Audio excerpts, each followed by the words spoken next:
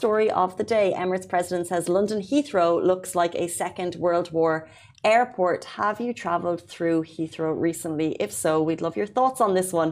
The revered airline boss of Emirates, Sir Tim Clark, told The Times the airport, in his view, is dismal and dilapidated, saying the experience lags behind its rivals.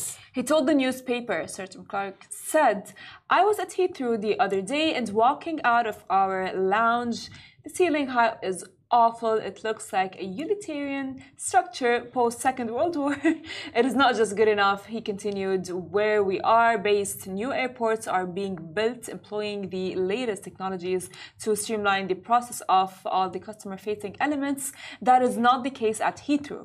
Now, this isn't the first time the airline has taken a public swipe at the British airport following a much-lauded press release. You may remember back in July 2022, after Heathrow announced they had capacity cuts and they urgently told all airlines they had to cut capacity in 36 hours.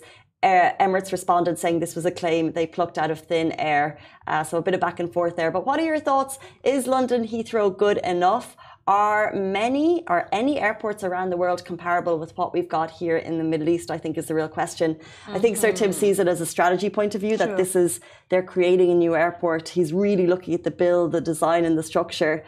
As a customer, I just know that when I come back into the UAE, any airport, I say thank you for these toilets. I say thank you for the system. I say thank you for the structure that gets me through here in 30 minutes, and it's amazing. That's true. And by the way, like something about that no airports can be compared to the Dubai airport. You know what I mean? And yes, it is understandable that maybe like at Heathrow and other airports as well, it's going to be like a crowded. You know what I mean? It's like it's normal because maybe they do not have the privileges that we do have, and for sure, if they had the privileges that we have in Dubai, it would be the same in a way.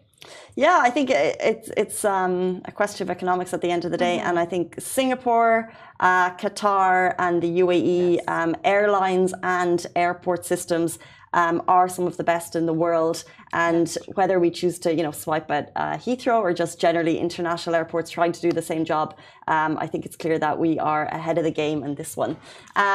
But then again, we are the busiest international airport in the world here in Dubai, so it's no surprise.